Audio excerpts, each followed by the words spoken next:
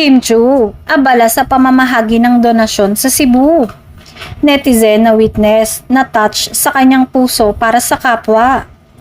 Isang post mula sa netizen na si Carlina de la Merced ang nagbigay ng sulyap sa tunay na pagkatao ng kapamilya star na si Kim Chu. Sa kanyang tweet noong October 1, ibinahagi niyang nakita mismo habang abala ang aktres sa pagtulong sa kanyang mga kababayan sa Cebu. Here in Kim's room, she's busy coordinating the donations she's giving here in Cebu. I really respect and love this girl.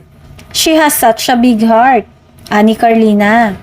Dagdag pa niya, kung maririnig lang daw ng lahat kung paano magpakita ng malasakit at concern si Kim, tiyak na mai-inspire din sila.